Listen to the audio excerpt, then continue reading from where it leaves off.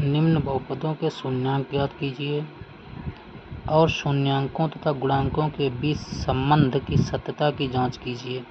तो पहला सवाल दिया है आपको 4u² माइनस का 4u प्लस का 1। तो सबसे पहले इनके मुझे शून्यांक निकालने, ठीक है, क्या निकालने हैं?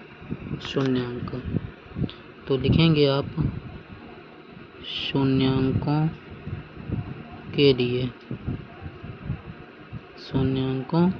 के लिए तो जो सवाल है उस सवाल को उतारेंगे आप 4s² माइनस का 4s प्लस 1। और जब शून्यांकों के लिए लिखते हैं तो बराबर में 0 लगाते हैं, ठीक है।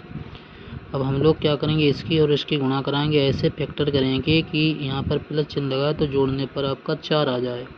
तो 4 × 4 और 4 को हम ऐसे दो खंडों में तोड़ेंगे, जिनकी गुणा कराएं तो आपका 4 आना चाहिए और जोड़ दिया जाए तो आपका 4 आना चाहिए। जैसे कि 2 × 2 लिखेंगे तो ये आपका आ जाएगा 4।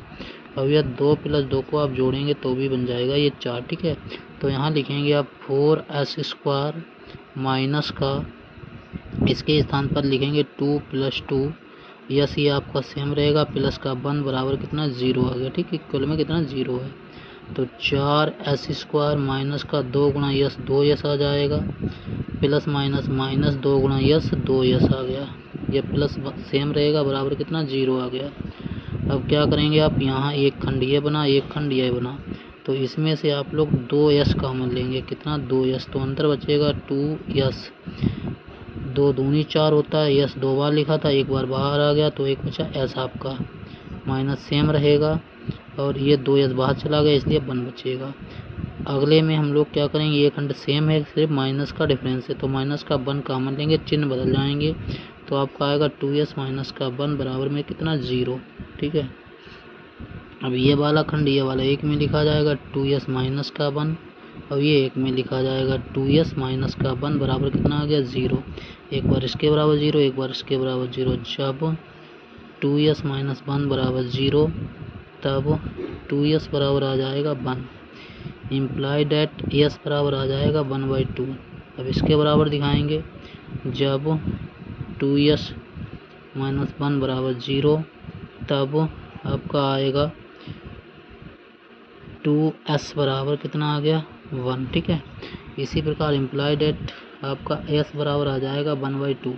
तो जो शून्यांक आपके निकले हैं, शून्यांक चलो यहीं लिखता हूँ, जो शून्यांक आपके निकले हैं शून्यांक, तो वो निकल के आए हैं 1/2, 1/2, ये आपके शून्यांक आ गए, ठीक है। ये आपके क्या आए, शून्यांक। अब उसने ये कहा है इनके मतलब संबंध की, मतलब गुणांक और शून्यांकों के बीच जो संबंध है उसकी जांच कीजिए।